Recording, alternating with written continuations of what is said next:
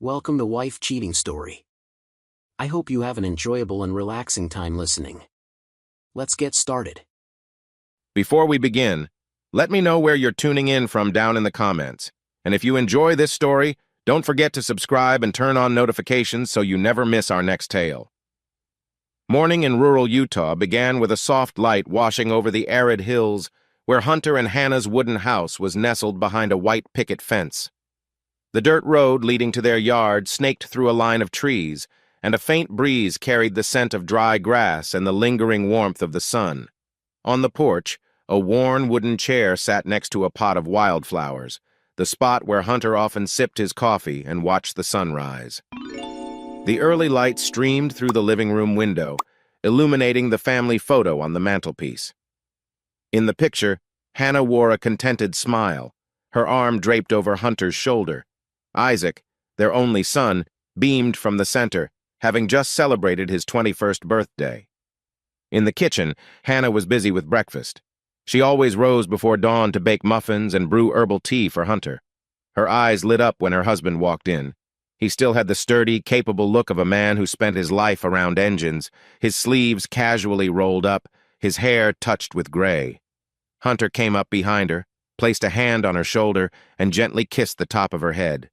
It was a warm, familiar routine, etched by 33 years of marriage. They rarely spoke in flowery declarations of love. Their bond was the clearest answer to the strength of their feelings. Hunter sat quietly at the table, his gaze drifting out the window to the tin-roofed garage a few steps from the house. Inside, he was restoring a vintage Chevrolet Impala, a graduation gift for Isaac. Hunter had never forgotten his father's words, a Vietnam vet who had told him, "Son, cherish your family and keep the flame alive with the simple things." That was why, after years of working in a loud mechanic shop, he had chosen a quieter life, volunteering at the local VFW post, where he could share his stories and keep the noise of the world at bay. The air that morning felt clean and clear. Hannah placed a plate of muffins and a cup of tea in front of him. "What are you planning for the garage today?" she asked softly. Hunter tilted his head and smiled. "I think he'll check the brakes on the Impala. Better get it done before winter sets in." Hannah nodded, then mentioned Isaac, who was in his third year of college a few hours' drive away. "He's coming home next week. I was thinking we should make something special." A flicker of joy crossed her face. Isaac was their shared pride, a good kid who never caused any trouble. Just last month, they'd thrown him a 21st birthday party in the backyard, friends, barbecue, and Hannah's famous blueberry pie. The sound of Isaac's laughter still seemed to echo between the wooden walls of the house. No one could have known it was one of their last moments of undisturbed peace. Outside, sparrows chirped as they hopped from branch to branch. Hunter stood, taking a final sip of his tea before grabbing his jacket. In his heart, he felt a sense of complete fulfillment, a quiet happiness in the modest home he had built. "If anyone had asked me then," he often joked with his friends, "I would have said I was the luckiest man in Utah." And no one would have doubted it. They were used to seeing him and Hannah together at town events, holding hands on evening walks, attending church services, or browsing the spring fair. It seemed this perfect picture would last forever. But as Hunter reached the door, a sudden gust of wind swept past, sending a small shiver down his spine. There was something odd in the air, something he couldn't name. He paused for a moment, his gaze fixed on the distant line of trees where the paved road led to town. He felt his heart skip a beat. Shaking his head, he told himself not to overthink it. His happiness was real, tangible. And yet, like an accidental scratch on the polished paint of a new car, an invisible crack had silently begun to form. 2 weeks later, autumn settled over Utah. The maple leaves on the hills were turning a brilliant gold, some blushing a fiery red. The nearby town was already selling pumpkins for Halloween. Driving home along the familiar road, Hunter watched the picturesque scenery unfold. He noted that the kitchen light wasn't on, though Hannah should have been home preparing dinner. Instead, he saw her silhouette in the window, her hand clutching the phone, her posture tense. When Hunter walked in, Hannah spun around, almost startled. She'd been like that for the past few weeks. He set his jacket down, about to ask what was wrong, but she offered a forced smile. I was just on the phone with a coworker. A little trouble at the office. Her voice was quiet but firm, shutting down any chance for questions. Hunter didn't press. He knew Hannah wasn't one to share every little detail from work. Still, he noticed her hands fidgeting with the hem of her shirt, a faint flush creeping up her cheeks as if from a shock or a surge of anxiety. That evening, Hunter lay on the sofa watching the news while Hannah sat at the dining table, her phone resting beside her. The warm, yellow light couldn't dispel the growing sense of unease. He told himself he was just tired, his mind playing tricks on him. But just as he changed the channel, he caught a glimpse of Hannah grabbing her phone and slipping out the back door. The door was left ajar, and he could hear her voice, low and hushed, the words indistinct. It seemed she was trying to keep a secret. Before, they had never hidden anything from each other. They'd shared calls and texts from friends, even the most trivial ones. But lately, Hannah had grown silent. She'd even forgotten to leave the morning paper next to his teacup. Sometimes she'd go to bed early only to wake up late at night to send messages. Once, he'd stirred from sleep to see the glow from the screen illuminating her preoccupied face.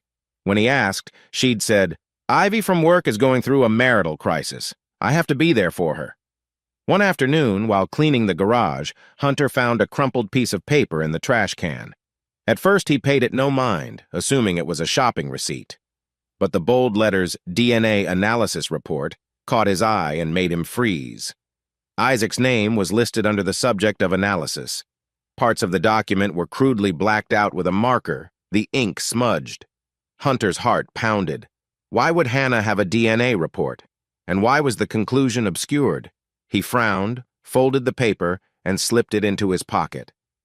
That night, while Hannah was in the shower, he held it up to the light. One line hadn't been fully covered. Paternity inconclusive. Inconclusive. What did that mean? Or was it just a lab error? He decided to ask Hannah about it. She blinked, her face paling, but she tried to laugh it off. "I was just curious about our family genetics. Wanted to check our ancestry. They must have made a mistake and labeled Isaac's as inconclusive. I threw it out because it seemed meaningless." Her voice was unsteady, but he didn't push, telling himself that labs made mistakes.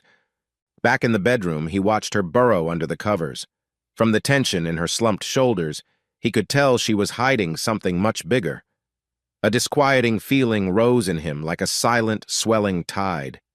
For many nights after, he lay awake, unable to sleep, listening to the cold, steady tick of the clock echoing through the wooden walls. The next day, he decided to speak directly to Ivy, Hannah's colleague. Late in the afternoon, he pretended to drop off some documents for Hannah at her office, but his real purpose was to find Ivy. When he cornered her in a quiet part of the office, she seemed surprised. Her expression was agitated, and the dark circles under her eyes suggested long, sleepless nights. When Hunter mentioned that Hannah seemed worried lately, Ivy's gaze dropped to the floor, her hands twisting nervously. "I don't know anything," she muttered. "Hannah just mentioned some guy named Ivan. They knew each other a long time ago." Her voice trembled.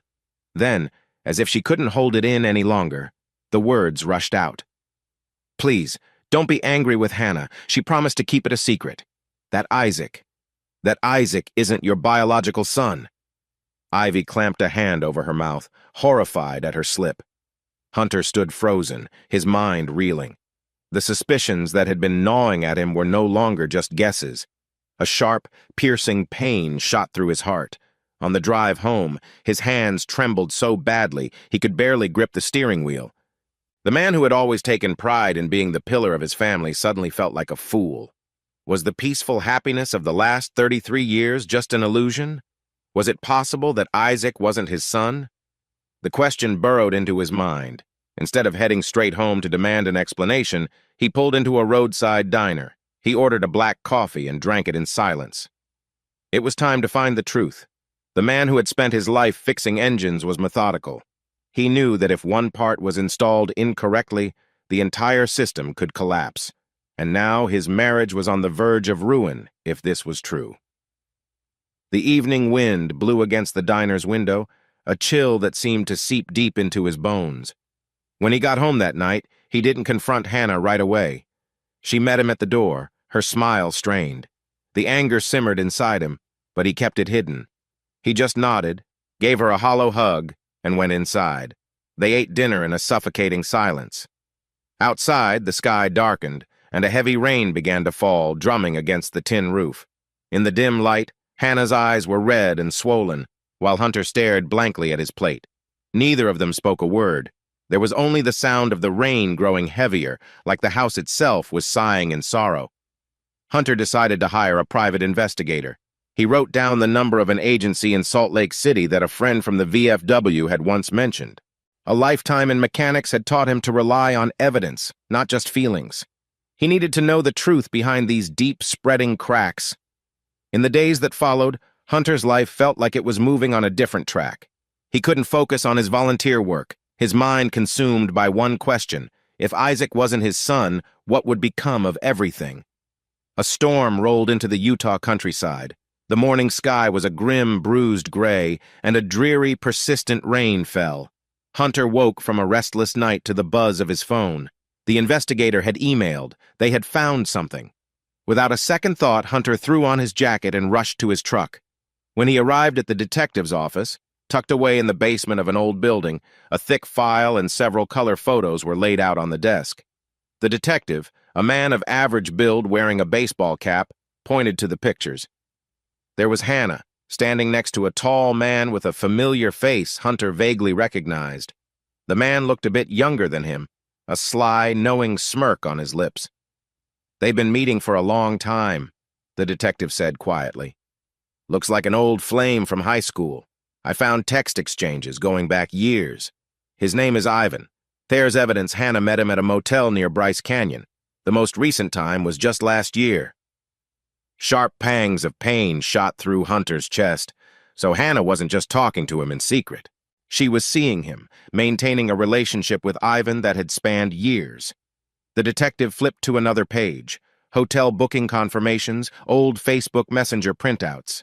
Many messages had been deleted, but what remained was enough to leave Hunter breathless. Hunter closed his eyes, his mind flashing through memories. Isaac's first birthday had Ivan been standing somewhere in the distance, silently watching the child he believed was his. And Hannah, had she been carrying this secret all these years, creating a perfect, false family portrait? Hunter couldn't speak. He felt like he was suffocating. He signed the receipt for the detective's fee and took the file, leaving in silence. The chill of the dark rain outside seemed to seep into his bones. Even with the hardships he'd witnessed as a child when his father returned from the war, he had never experienced such raw, naked betrayal. On the way home, he stopped at a print shop and had one of the photos of Hannah and Ivan, smiling brightly, enlarged. Had her smile not been meant for him for a long, long time? He remembered the inconclusive DNA report. The truth that Isaac was not his biological son seemed all but confirmed, waiting only for an official admission. His hands trembled on the steering wheel, his eyes reflecting a mixture of profound pain and rising fury. "God, what a fool I've been," he muttered to himself. He had been so sure that Hannah was his that their 33 years of marriage were unshakable. The responsibility, the love, the sacrifice. It turned out he was the only one who had truly believed. That evening, the house was empty. Hannah had called to say she'd be home late. Hunter lit a fire in the hearth and watched the flames crackle and leap. Heavy raindrops streaked down the window panes. The room smelled of burning wood and damp earth, a scent thick with a bottomless sorrow. As the clock neared midnight, the door opened. Hannah walked in, her clothes soaked, her hair disheveled. She looked as if she wanted to say something, but her eyes avoided his. Hunter stood and pulled the photo of her and Ivan from his jacket. He didn't raise his voice, didn't shout. He just slowly placed the picture on the table. In that instant, Hannah seemed to crumble, like a collapsing tower. Her lips moved. Please, let me explain." But he didn't want to hear it. He dropped the stack of hotel receipts and messages onto the table, where they scattered like daggers cutting into the last remnants of his trust. Hannah reached out, trying to sweep them away as she broke into sobs, her voice fracturing. It was a mistake, years ago. Then I didn't have the courage to stop." She confessed that Isaac had been born while she and Ivan were still in contact. At first, she had truly believed the child was Hunter's. It was only later, when doubts arose, that she had done the DNA test. When she discovered the high probability that Isaac was not his, she had panicked, unable to face the truth. Hunter listened to every word, his heart turning to stone. He clenched his fists, fighting the urge to scream. Outside the window, thunder rumbled, echoing the storm raging inside him. When Hannah's sobs subsided, she pleaded weakly, "But you loved him. You raised him. Doesn't that make you his father in a way? I was afraid of losing everything." Hearing this, Hunter turned away, the tears of a broken man threatening to fall, but he swallowed them back. Everything was collapsing, but he realized the true pain wasn't that Isaac wasn't his biological son, but the years of deception. He silently grabbed his coat and walked out into the rain. Hannah called after him, her voice desperate, but he didn't look back. All he wanted was to escape the house that had become a cocoon of secrets.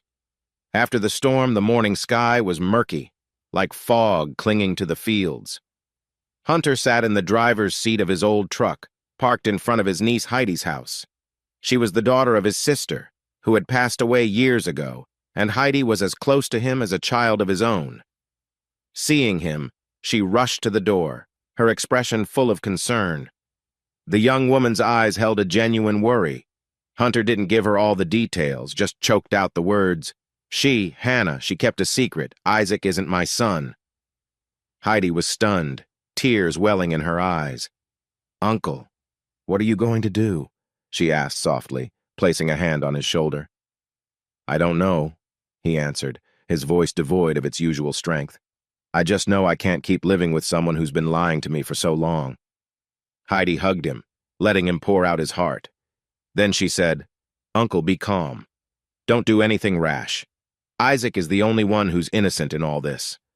Her words struck a deep chord. No matter how deep the fracture, Isaac was still the boy he had loved for 21 years. This shock would destroy him if he found out the brutal truth. But Hunter couldn't just let it all fade away as if nothing had happened. After leaving Heidi's, Hunter drove down the town's main street. He passed the grocery store where Isaac had worked part-time in high school. A different teenager stood at the register now. Hunter stared blankly, remembering Isaac's cheerful face, the boy who had never disappointed him. A cold sweat broke out on his skin. Had he been a fool all that time? One day passed, then two. Hannah called and texted relentlessly, but Hunter didn't answer. He needed to think, to form a plan. The methodical man was now even more meticulous. Every detail had to be clear before he made his move. He retained a law firm in Salt Lake City to consult about a divorce. As he signed the retainer, he felt as if he were ending a former life. He thought of the family parties, the camping trips, the happy moments, and a lump formed in his throat. But the truth was undeniable. The investigator's file, the inconclusive result, Ivy's confession, and now Hannah's own admission, it all twisted his life into an unbearable knot. 2 days later, Hunter decided to meet with Ivy privately. He went to a coffee shop she frequented and told her he needed to hear the whole story. Ivy sat across from him, her face worn down by a guilty conscience. She told him through tears. Hannah was always so scared. As Isaac got older, she worried he'd start to resemble Ivan. She thought about telling Isaac the truth, but she was terrified the marriage would end, that you'd be devastated. Ivy made sure to add, "Hannah promised Ivan she'd never tell anyone, but I thought it was wrong to keep hiding it. I couldn't watch you be deceived." Hunter listened, silent. The anger toward Hannah still smoldered, but the initial shock had passed, leaving behind a profound emptiness. On his way from the cafe, he found himself wanting to know more about Ivan. Where was he now? Did he know Isaac was his son? What were his intentions? And above all, who did Hannah truly love? The questions tangled together, forming a web as complex as a car's wiring harness. Late that afternoon, he returned to the house, no longer avoiding a confrontation. He needed one. Hannah was still in the living room, looking gaunt, her eyes swollen and red. Her lips trembled, but Hunter didn't wait. He threw the photos and documents on the table and demanded she tell him everything. Hannah sagged, defeated, and nodded. She admitted that her relationship with Ivan wasn't a one-time mistake, as she had claimed, but an affair that had occurred sporadically over many years. She was terrified, guilty, but lacked the courage to end it. She had recently sent a new sample of Isaac's hair for another DNA test. The results again indicated that Hunter was not the biological father. Hannah collapsed to the floor, her cries silent and broken. Outside, the sky unleashed another dreary rain, a mournful, unending melody. Hunter felt something snap inside his chest. He clenched his fists, torn between shouting accusations and silently accepting reality. Finally, he stood, his back to Hannah, his voice a low, hollow rasp. "I trusted you. I loved you. Now, you can consider me dead." With that, he grabbed his keys and left, leaving her crumpled on the floor by the door. 33 years of marriage had shattered in an instant.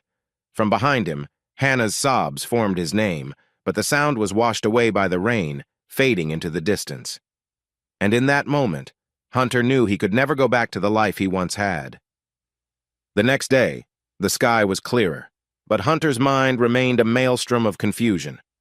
He drove to the investigator's office to collect the last of the documents, then went to another law office to officially file for divorce. Late that night, he returned to the house. The living room light was on. Hannah was sitting alone on the sofa. When she saw him enter, she shot to her feet, her hands twisting nervously. Before she could speak, she saw the cold, resolute look on his face. "We need to get everything out in the open," Hunter's voice echoed, his calm almost chilling. Hannah nodded, her eyes welling with tears. She knew there was no more running. The confrontation was inevitable. Hunter tossed the file from the investigator onto the table. "Ivan, who is he to you? An old friend or a lover you never let go of?" Hannah's shoulders flinched. She choked out, He was my first love. When you were working night shifts all the time, I was lonely. Ivan showed up. I know I was wrong, but you wouldn't understand." At the words, "You wouldn't understand," Hunter nearly lost his composure. He slammed his hand on the table. "I sacrificed everything for this family. What is there not to understand?" The sharp sound made Hannah jump. She backed away, still trying to explain. "I didn't want to destroy our family. I hoped Isaac was your son so everything could just be normal. But the DNA, I can't argue with it. I know you must hate me, but think of Isaac. He loves you. He's always seen you as his father."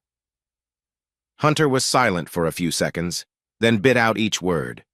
"Don't you dare bring him into this. You're the one who betrayed me. And him." His voice grew hoarse. For the first time, Hunter felt the full, crushing weight of despair. Hannah broke down completely, reaching for his arm. "Please, forgive me." But Hunter sidestepped, letting her hand grasp at empty air. "I've filed for divorce, just waiting on the papers. It'll be over soon." The words pierced Hannah's heart like a shard of glass. She buried her face in her hands and sobbed. Just then, the front door opened. It was Isaac.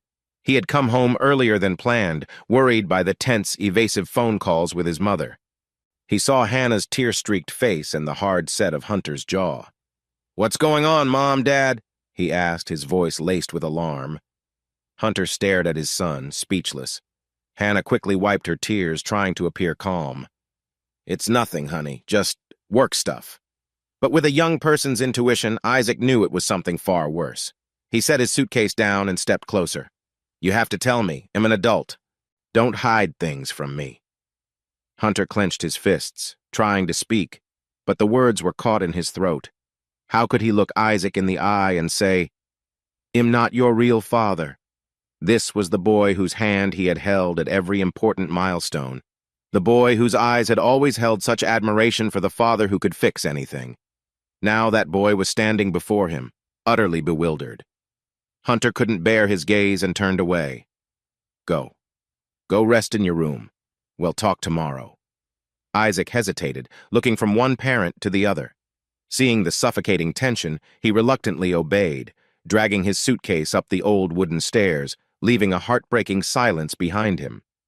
When Isaac's door closed, Hunter looked at Hannah and said in a dry, empty voice, "I'll tell him, but not now. I need time." Hannah started to argue but swallowed her words and nodded through her tears. The dim overhead light cast long shadows on the beige walls, framing the husband and wife who stood a few feet apart but were now worlds away. The confrontation ended in a reluctant truce. Isaac would not be told the truth. For now, it would all be buried under a layer of silence. But they both knew that silence was just a fragile surface. Underneath, the conflict was a fire waiting for the right moment to rage. The next day, Hunter stayed home, not going to the garage as he usually did. He wanted to watch Hannah. Every time she got a call, she would step outside or lock herself in the bathroom. He could still hear the hurried, hushed tones of her voice. Once he overheard her say, "I'm not sure. Don't show up." Before hanging up, he assumed she was talking to Ivan, the man who now haunted his thoughts. In the days that followed, Hunter continued his secret surveillance. He withdrew a portion of their joint savings and quietly moved it to a private account. His intention to divorce was clear, but he still didn't know what to do about Isaac. Isaac, home for his break, grew more and more anxious seeing his parents so withdrawn and silent. One afternoon, he gently asked Hunter, "Is something wrong with you and Mom?" I'm scared you're going to get a divorce." Hunter didn't answer, just looked at his son with heavy eyes. He realized Isaac hadn't changed. He was still the same caring, loving son. The knowledge that Isaac wasn't his biological child couldn't erase that overnight. 21 years of fatherhood couldn't be demolished by a DNA report. But the wound of betrayal was not so easily healed. Hannah retreated into herself. Though she wanted to talk to Isaac to tell him everything, Hunter always stopped her. He didn't want his son to suffer the shock too soon, or worse, be manipulated by his mother. He was preparing for a long game, and first, he needed to gather enough proof of the affair to secure his rights. A double life began to unfold within the walls of their once happy home. By day, the couple would sometimes eat with Isaac, forcing thin smiles and making small talk. At night, Hunter would silently make his way to the living room to sleep on the hard sofa. Hannah was alone in their bedroom, her nights often filled with muffled sobs. There was no comfort offered between them. The more he dug, the more deceit Hunter found. He hired a cybersecurity expert to retrieve Hannah's messages from an old cloud account. A flood of conversations with Ivan appeared. In some, Ivan arranged to meet Hannah at a rural motel. In others, they joked about how they were hiding their affair from Hunter. Ivan had even suggested that Hannah divorce him so they could be together, but Hannah had hesitated, saying she was afraid of how it would affect Isaac. Hunter read the words, his heart shattering. All this time, he had been nothing but a shadow standing behind the family facade Hannah had constructed. One afternoon, Hannah left the house wearing a pale blue dress and a light coat. She had put on a little makeup, a stark contrast to her recent haggard appearance. Sensing something was off, Hunter followed her. Her car pulled into the back parking lot of a shabby motel. She got out, looking around nervously. A moment later, a tall man appeared. It was Ivan. Hunter gripped the steering wheel, his heart racing. From his car, he watched them talk, too far away to hear the words. But when Ivan placed a hand on Hannah's shoulder and leaned in close, as if to kiss her, Hunter nearly lost his mind. He had to press himself back into his seat, forcing himself not to storm out, not to lose control. This was the perfect evidence of her marital misconduct. He raised his phone and snapped a few pictures, his heart hammering against his ribs. God, what am I doing? He thought miserably. On one hand, he was filled with hate. On the other, the pain was excruciating. She was still the woman he had once loved, the woman who had shared more than 3 decades of his life. Meanwhile, back at the house, Isaac was fiddling with an old video game. The heavy atmosphere was crushing him. Everything felt wrong. His mother avoided his gaze, and his father was lost in a silent sadness. Is something terrible happening that they're hiding from me? He wondered. He even started to suspect he was the cause, but didn't dare to ask. The family felt like 3 broken pieces that no longer fit together. When Hannah returned, Hunter was waiting in the living room. She saw the look in his eyes and knew he had found out. He didn't yell. He just gave a cold, bitter laugh. "Have a nice trip?" She started to explain, but he held up his phone, the damning photos clear on the screen. Hannah gasped, understanding that the charade was over. Tears streamed down her face, and she turned away, unable to look at the man she had once called her husband. That night, Hunter sat in the garage, staring at the vintage Chevrolet Impala meant for Isaac. Instead of working on it, he just sat there, alone under the weak yellow light. Memories of a young, curious Isaac flooded his mind. The boy, smeared with grease, had spent hours with him, taking apart engine components, asking endless questions. How could he ever say the words, "I'm not your real father"? The thought brought tears to his eyes, but at the same time, his anger at Hannah burned hot and bright. Day by day, he felt himself changing, becoming a colder, more ruthless person. Perhaps this was the only way he could face reality and get his revenge. A week passed since Hunter got the photos. He didn't mention the divorce to Hannah again, but he quietly continued with the legal preparations. At the same time, he wrestled with how to tell Isaac the truth in a way that would cause the least amount of pain. He went to see Heidi, the one person he could confide in. She lived in an old brick house with a fluffy dog. She made him chamomile tea and listened as he unburdened himself. "I want to tell Isaac," Hunter said, his voice weary. "But I'm afraid hell fall apart, that hell hate Hannah, and then hate his whole life." Heidi placed a hand on his shoulder. "I think hell be shocked, Uncle, but it would be even worse if he found out on his own." She offered to be there when Hunter talked to Isaac, to provide emotional support. Hunter was grateful but ultimately shook his head. He felt it was his responsibility, a conversation that had to happen between two men. Meanwhile, his friends at the VFW noticed Hunter had grown quiet. He no longer shared animated stories about his veteran father or cracked jokes like he used to. When they asked, he just gave a weak smile. On his free nights, he would wander into a bar, have a beer or two, and go home early. Sometimes he'd run into familiar faces from town, and they would look at him with sympathetic eyes. Rumors of Hannah's affair seemed to be spreading, but no one dared to ask him directly.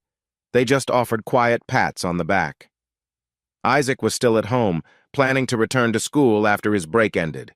He could feel the tension between his parents becoming impossible to ignore. One day, finding Hunter sitting alone in a corner, lost in thought, he went to his side. Hunter turned, wanting to say something, but all he could do was sigh and ruffle his son's hair. The warmth of his father's hand reminded Isaac of when he was little, how he would get the same comforting gesture after scraping his knee. He thought he saw a glint of moisture in his father's eyes, a strange sight he'd never witnessed before. The closer he was to Isaac, the more Hunter ached. He was drowning in loneliness, watching the greatest source of happiness in his life erode before his eyes. Regret, hurt, and a sense of helplessness churned inside him. Yet his rage at Hannah resurfaced every time he saw her. He hated the lies, and he hated his own weakness. One afternoon, Hannah cornered Hunter in the kitchen. She spoke in a low voice. "I know you hate me, but please, don't be cruel to Isaac. Let him keep some semblance of a family, even if it's just for show." Hunter looked her straight in the eye, his voice firm. "I don't hate Isaac, but this family is broken. I'm not pretending anymore." Hannah's face fell. She wiped at her tears. "So what are you going to do? I know you want a divorce. And Ivan, he's not a safety net. I just want to be with Isaac." Hunter let out a bitter laugh. "Then you can have him, but he's going to know the truth. I'm not going to lie to him, not like you did." In that moment, desperation was stark in Hannah's eyes. She accepted that her marriage was shattered beyond repair. Her greatest fear, losing Hunter and the respect of her son, was coming true. When she tried to touch his hand, he pulled away sharply and turned his back. The sound of his footsteps leaving the kitchen was stark and final, leaving Hannah to stare at the white wall where a photo of their family hung, taken when Isaac was in first grade. Isaac's childhood was the most beautiful thing they had ever shared. Now it was just an echo. A few days later, Hannah packed a bag and temporarily left the house, saying she needed to stay with a friend to reduce the pressure. In reality, Hunter knew she was likely seeking out Ivan or trying to negotiate. He didn't care. Their marriage was over. Isaac, however, was in the dark. "Where did Mom go? Why?" he asked his father. Hunter forced a smile. "She has some things to take care of. Don't worry, son." But Isaac only grew more confused, sensing that something terrible was on the horizon, yet no one would give him an answer. One Sunday morning, Hunter woke early and sat on the porch, facing a rare, sunlit sky after days of dreary rain. He cradled a coffee mug, his thoughtful gaze fixed on the garage where the Impala sat unfinished. The same thought looped in his mind. I have to end this. It can't go on. Since Hannah had left, he knew the time had come to tell Isaac he deserved to hear the truth, no matter how harsh. At lunchtime, Hunter watched Isaac in the kitchen, casually making some pasta. His heart tightened. Finally, he spoke. Isaac, we need to talk. Hearing the serious tone, Isaac immediately put down the pot and turned. Yeah, Dad. What's up? Hunter motioned for him to sit down. Isaac's eyes were filled with anxiety. Hunter took a long, deep breath and began with the hardest words of his life. You're not my biological son. Time seemed to stop. Isaac's eyes went wide as if he'd misheard. What? Dad, don't joke like that, he stammered. Hunter swallowed hard, his voice raspy. I'm not joking. Your mother and a man named Ivan. They had a relationship a long time ago, and you were born. You weren't from me. The young man stared, his mouth agape, unable to form a single word. Hunter had never seen such a look of utter shock on his son's face. Isaac stuttered, You've known this. How long? Hunter shook his head, placing his calloused hand on the boy's shoulder. I only found out recently. Your mother hid it from both of us. I was just as shocked as you are. Isaac clutched his head, his mind spinning. All of his cherished memories playing catch, fishing trips, the time he showed his dad an A in math suddenly shattered into a million pieces. His heart pounded wildly. Then who am I? And my father? Who is he? He choked out. Hunter struggled to remain calm, but tears streamed down his face. You're still Isaac, the boy I love. No matter what, I will always see you as my son. But the words were not enough to soothe such a massive wound. Isaac threw his spoon on the table, his face ashen. I need to get out of here. I can't breathe. He bolted out the door and ran down the gravel path. Hunter wanted to follow, but his legs felt leaden, his heart aching too much to move. He didn't know how to comfort him. The boy needed time to face this cruel reality alone. Outside, the early autumn wind picked up, sending red maple leaves scattering across the road. Isaac ran until his breath came in ragged gasps, then collapsed at the base of a tree, his eyes filled with tears. The thought of a deceitful mother and a beloved father who wasn't his real father was an agony beyond words. The Utah sky suddenly felt alien. He was alone in the very home that had been his anchor for 21 years.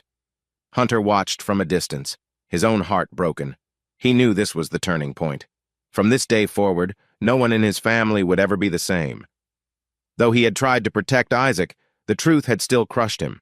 Perhaps Hannah would be the one to face the full force of Isaac's anger. Suddenly, a pang of pity for his ex-wife surfaced, for the mistake she was now paying for. Hate, hurt, love. It all twisted together like a heavy chain around his heart. At the end of the day, Isaac returned, his face etched with exhaustion. Hunter stood up, waiting for him. They were silent for a long moment, and then Isaac asked softly, Dad, are you going to leave me? A sharp pain went through Hunter. He pulled his son into a tight embrace. No, I don't care whose son you are. I love you. Isaac broke down, his hands clutching Hunter's back. They stood in the middle of the living room as the evening sun slanted through the window, bathing the walls in gold. In that moment, Hunter thought, even if everything is broken, at least I still have him, and he still has me. Their tears fell in a house now filled with both memories and bitterness. But they both knew the next storm would be the fiercest, because now that Isaac knew, Hannah could no longer hide. And Ivan, the key player in this tragedy, would eventually have to appear. And this was only the beginning. After the truth about Isaac's parentage was out, Hunter's raw anger began to cool, replaced by a more calculated resolve. He was orchestrating a plan on a much larger scale now. He drove to Salt Lake City and met with his lawyer in a sterile office building downtown. The noise of traffic and the haze of exhaust filled the air, but Hunter barely noticed. His mind was a whirlwind of next steps, the divorce proceedings, the division of assets, and, most importantly, how to make Hannah answer for everything she had done. The lawyer, a middle-aged woman named Elsie, sat behind a dark wooden desk, listening carefully to Hunter's story. The fluorescent lights overhead cast a stern glow on her face. When he told her about Hannah's affair with Ivan, complete with evidence of their trysts, Elsie nodded slowly. She advised him to keep everything as clear and documented as possible. "I can expedite the divorce with the leverage firmly in your favor," she said in a calm, measured voice. "But you must be patient and gather concrete proof. Let the law work for you." Leaving the office, Hunter shoved his hands in his jacket pockets. He felt a sliver of relief, but it was overshadowed by a deep, unyielding bitterness. He stepped out onto the street, the bright sun hitting his face and deepening the lines around his eyes. He thought of Isaac and the wound his son now carried. Their family life would never be warm and easy again. But he wouldn't let that stop his plan for retribution. The next day, Hunter made a point of calling Hannah. His voice was deliberately softer, and he even tried to bring up a few old memories. Hannah, mistaking this for a sign of forgiveness, or at least resignation, seemed to relax. She agreed to come back to the house at the end of the week to talk things through properly. The moment she agreed, Hunter quietly began setting up his stage. He bought several hidden cameras and placed them in the living room, the kitchen, and near the back door. One might think he was trying to catch a rival, but his true goal was to record Hannah's reactions, her lies, when everything was finally laid bare. Every word she says should be captured in sharp focus, Hunter thought to himself, his eyes fixed on the camera's setup screen. That evening, Hunter drove down a suburban road to a familiar bar. He sat down, ordered a bourbon, and sipped it slowly. In the dim, golden light, he recognized Ivy Hannah's colleague sitting at a corner table. When their eyes met, Ivy looked flustered, but Hunter just gave a slight nod. A little while later, as if she couldn't help herself, she brought her soda over to his table. "I'm sorry about before," she whispered. "I didn't mean to betray Hannah, but you deserve to know the truth." Hunter looked at her and saw the guilt weighing on her. He offered a small, weary smile, telling her he held no grudge. "Thanks to you, I woke up. Now I just have to clean up this mess." Ivy sighed. "I just wish things could have been smoother, especially for Isaac. He's done nothing wrong." Hunter nodded, the burn of the bourbon in his throat. "No, Isaac is innocent. Hannah is the one who has to pay the price, and I'm going to make sure she does." The chance encounter made Hunter think about Ivy. She looked anxious, tormented by the role she'd played in pushing his family to the brink. But she was also the one who had unveiled the terrible secret, allowing the truth to surface. He felt a strange sense of kinship in her voice and her redrimmed eyes. Between them was a fragile line of shared understanding, but he knew it wasn't the time to let his guard down or entertain any new connections. At the end of the week, Hannah returned, trying to maintain a cheerful facade. She wore a cream-colored dress, her hair tied back neatly, and she even brought a basket of fruit for the table, as if trying to revive their old life. Isaac sat stiffly on a chair, watching his mother with a mixture of confusion and hurt, while Hunter stood near the fireplace with his arms crossed. The tension was thick, barely concealed by their short, polite questions. As Hannah started to slice an apple, Hunter placed a firm hand on the fruit basket and pushed it aside. "We don't need dessert. We need the truth." Hannah's face went pale, her hands freezing mid-air. Isaac shot to his feet, but Hunter signaled to him. "Let me talk to your mother alone." The boy looked from one parent to the other, his expression fearful, but he didn't dare interfere. Hannah's chest rose and fell rapidly. She turned her head, avoiding her husband's gaze. The room was silent except for the ticking of the wall clock. Then Hunter took a deep breath, his voice low and steady. "I'm not going to pretend to forgive you. I know you're still seeing him behind my back, and I know Isaac isn't my son. You don't need to lie anymore." Hannah's eyelids fluttered. She opened her mouth, but no words came out. Meanwhile, the hidden camera in the corner of a wooden cabinet silently recorded everything. Hunter glanced toward the lens, a knot of tension tightening in his gut. He wondered for a fleeting moment if he was being too cruel. But then the memory of the deception, the DNA report, the image of Ivan and Hannah together, hardened his resolve. He needed evidence for the court, and he needed to sear the consequences of her actions into her memory. The conversation spiraled into a stalemate. Hannah could only manage a few choked sobs of, "I'm sorry," before collapsing to her knees, wrapping her arms around Hunter's legs. Please, don't leave me. I need you. I need our family. Isaac gasped, turning away from the scene that filled him with a confusing mix of guilt and shame. Hunter tried to pull away, but Hannah clung to him tightly. After a few seconds, he gritted his teeth and shoved her away, unable to contain his revulsion. Enough. I'm sick of the begging. You want me to forget 33 years of lies? Hannah couldn't lift her head, her body shaking with sobs. Isaac couldn't stand it anymore. He fled the house, the door slamming shut behind him. Hunter watched Hannah crumpled on the floor, her tears soaking into the old rug. But instead of softening, a cold glint appeared in his eyes. His mind was made up. That night, after Hannah had retreated to the living room to sleep, Hunter quietly gathered his clothes and necessary documents and went to the garage. He opened a wooden cabinet and took out the divorce file. It was all there, waiting for his signature and the right moment. Next to it, an old photo of Isaac as a child made his heart ache. 21 years of love couldn't be erased in a day, but the pain wouldn't be easily forgotten either. Outside, a light rain began to fall, the street deserted. Through the night, the wind howled through the cracks in the garage, like a suppressed cry. Hunter knew that after tonight, the path he had chosen would lead his entire family to a different crossroads. There might be no peace for any of them, but he hoped that, at the very least, justice and truth would prevail. And in that moment, the fire of revenge still burned low and steady, illuminating the long nights he would have to spend confronting himself. The next morning, the sky over Utah was clearer, the gray clouds drifting lazily toward the distant mountains. Hunter woke early, drank a quick cup of black coffee, and drove into town. He forced a look of calm, though his mind was a chaotic tangle of thoughts. He met Elsie at a roadside diner and handed her an envelope containing the video clips and other documents. Elsie gave them a cursory look and nodded, satisfied. "I'll use these if necessary, but I advise you to keep them under wraps for now. Wait for the right moment."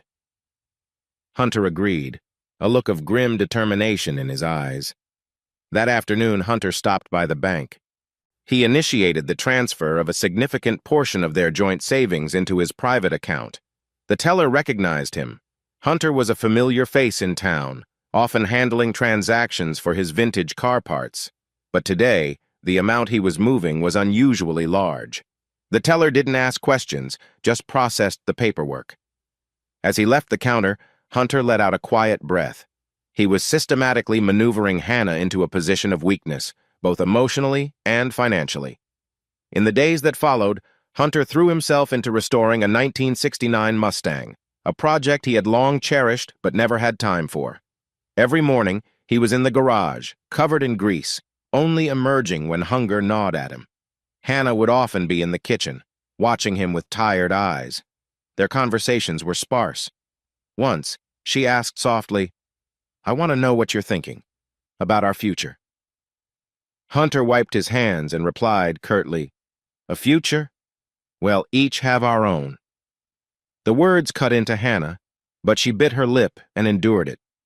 She didn't have the courage to press him further, knowing the fault was so clearly hers. Deep down, she still harbored a desperate hope that he might somehow accept Isaac, even if he wasn't his biological son. Hunter's coldness was unnerving, but sometimes he would show a surprising flicker of ease. He'd agree to go grocery shopping with her, or nod when she suggested making Isaac's favorite barbecue for dinner. Hannah thought he was slowly coming around, but she didn't know it was all a performance. Hunter was using her distraction to install more cameras, meticulously documenting her every move. He was almost hoping she'd be reckless enough to invite Ivan over. It would be irrefutable evidence for the court. One evening, Hunter ran into Ivy again at the grocery store. She was on her way home from work, a bag of fresh vegetables in her hand. Seeing him, she paused, then spoke. "Are you doing okay? I haven't seen you at the bar lately." Hunter managed a polite smile. "I'm fine. Just busy with some personal matters." Ivy understood he meant his family. "I know people are probably whispering," she said, her tone encouraging, "but I hope you don't let it get to you. You have to live for yourself and for Isaac." At the mention of Isaac, Hunter's expression softened.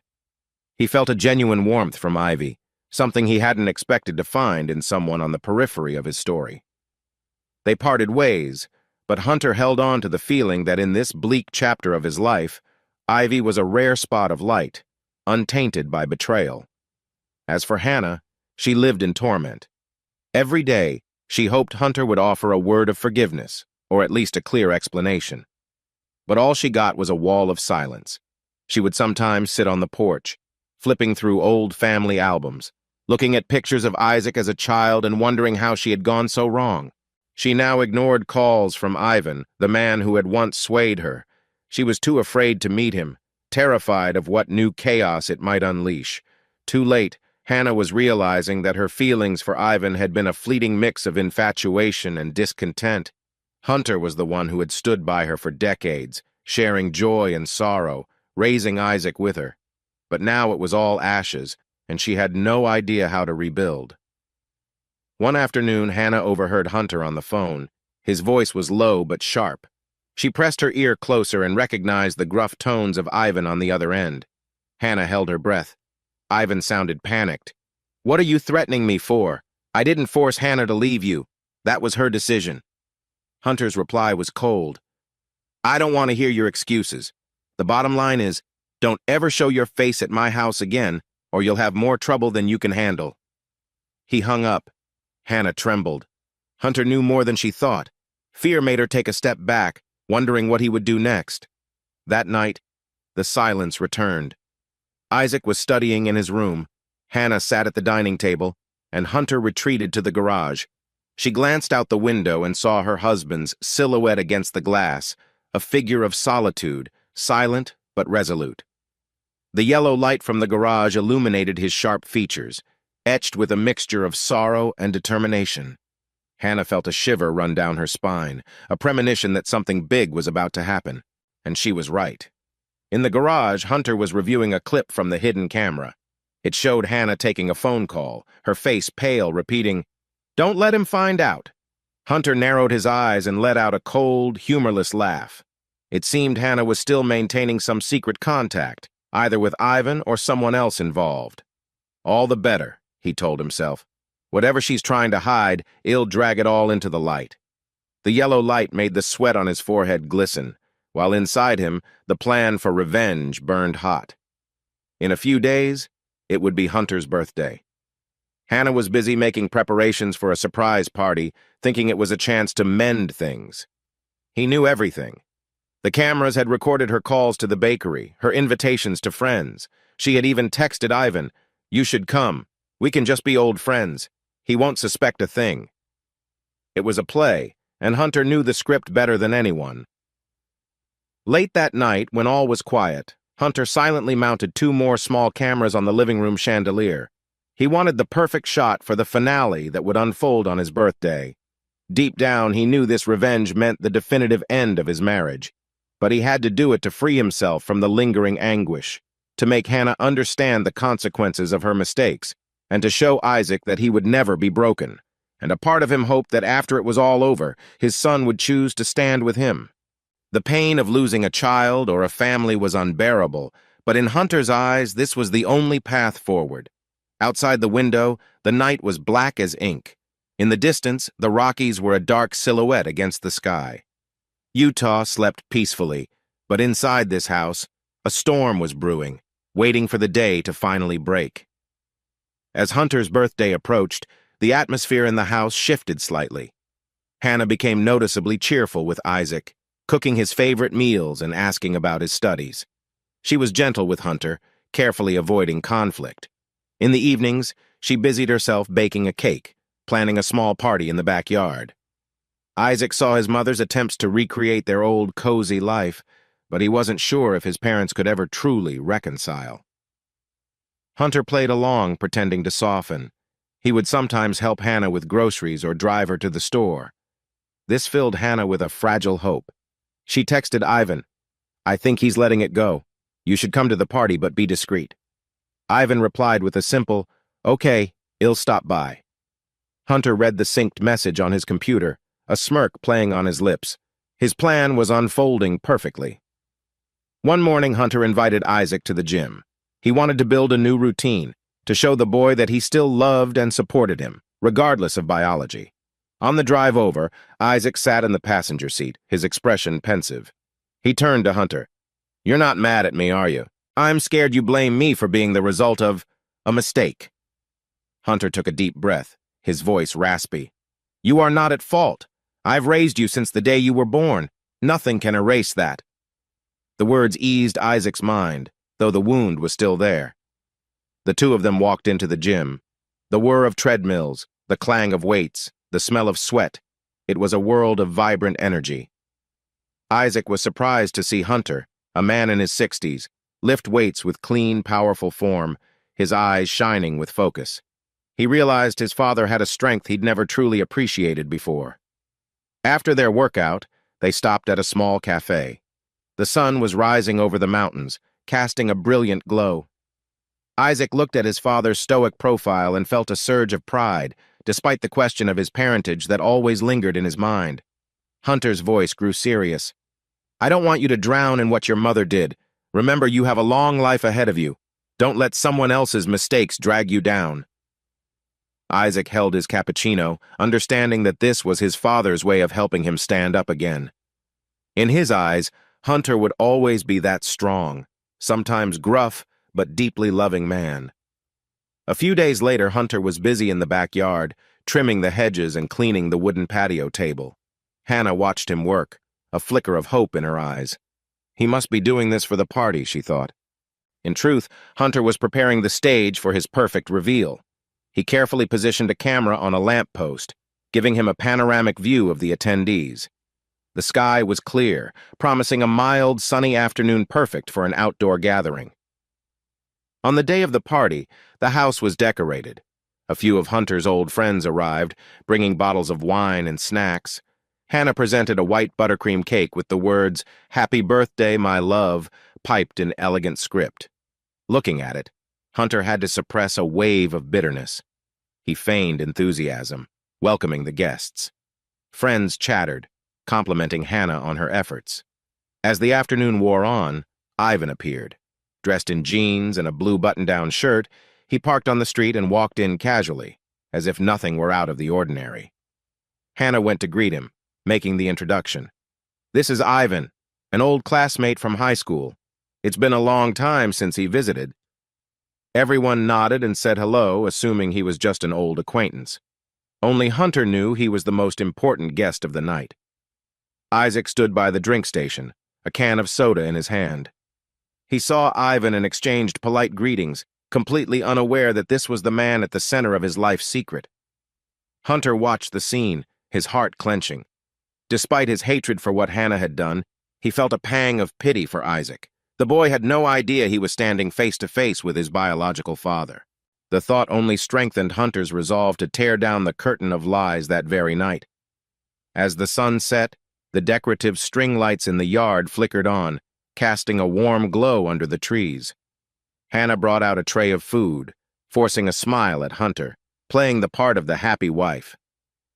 Ivan sat not far away, pouring beer for some of the other guests, his eyes occasionally darting toward Hannah. It looked like any other party. Laughter, congratulations, and soft music from a Bluetooth speaker. But underneath, the tension was mounting with every second. What Hannah didn't know was that Hunter's hand was full, and he was ready to play his cards. When it was time to cut the cake, Hannah gathered everyone around the table. Isaac helped her hand out plates. Hunter stood up, raised his glass, and began a toast. "Thank you all for coming. We've been friends for many years, and I cherish that. Today, my wife told me she has a special gift for me." Hannah beamed and placed a white envelope on the table, piquing everyone's curiosity. She said loudly, "This might be a shock, but I believe it will help you understand our family better." In the corner, Ivan shifted in his seat, seemingly intrigued by Hunter's reaction. Hunter opened the envelope and pulled out the DNA test results that Hannah had intended as her final, devastating blow. Her face was taut with anticipation, waiting for him to break down as she had planned. The chatter died and all eyes were on Hunter. He glanced at the paper, a slight smirk on his lips. "So, you wanted to make this public on my birthday?" His voice was clear and steady. Hannah bit her lip, feigning sorrow. I knew it would hurt, but you're the one who raised Isaac after all." The guests looked on, confused and stunned. Hunter slowly pulled another envelope from his jacket pocket. It contained the DNA results he had commissioned, officially notarized and stamped. He placed it next to Hannah's. His gaze swept over Ivan, then settled on Isaac. His words fell like hammer blows into the silence. "Yes, Isaac is not my biological son, but sadly, that isn't the whole truth you've been hiding." A cold sweat broke out on Hannah's forehead. She sensed things were spiraling out of her control. Before she could react, Hunter pressed a remote in his hand. A portable television connected to the speakers flickered to life, displaying a video of Hannah and Ivan meeting in a cabin near Bryce Canyon. They were talking intimately, laughing, even embracing. Hannah's voice, clear as a bell, rang out from the clip. "Don't worry, Hunter has no idea. Isaac will always be ours." The crowd let out a collective gasp, turning to stare at Hannah in disbelief. Ivan shot to his feet, losing his composure. "What the? My God, you were recording us?" Hunter looked at Ivan, his eyes like ice. "That's right, my friend. Did you think you could sneak around your whole life and never get caught?" The words were another slap in the face. Hannah rushed forward to snatch the remote, but Hunter held it tight as their friends recoiled in shock. In the corner, Isaac was trembling, his face ashen. He stammered, "Mom, you and—" He couldn't finish the sentence. It was all a high-stakes drama, unfolding right before everyone's eyes. The birthday cake sat untouched, its candles unlit. The silence morphed into stunned horror. Some people took out their phones, unsure what to do. Hannah swayed on her feet, grabbing Ivan's hand and pleading, "Tell them we just made one mistake!" Ivan yanked his hand away, his eyes wide with fury. "One mistake? You lied to me! You had me believing you were going to leave him, that you were going to be with me. It was all a fantasy." His voice was sharp with a mix of rage and regret. Hunter watched the spectacle, a storm of pain and vindication churning inside him. He knew this moment was the apex of their collapse. "Why, Mom?" Isaac screamed. "And you, Dad? Why did you all lie to me?" He threw his plate of cake to the ground and stormed out of the yard, leaving the guests in stunned silence. Hannah reached out to stop him, but it was useless. Ivan, muttering curses, turned on his heel and left as well. A dog barked in the distance, its sound lost in the unprecedented chaos.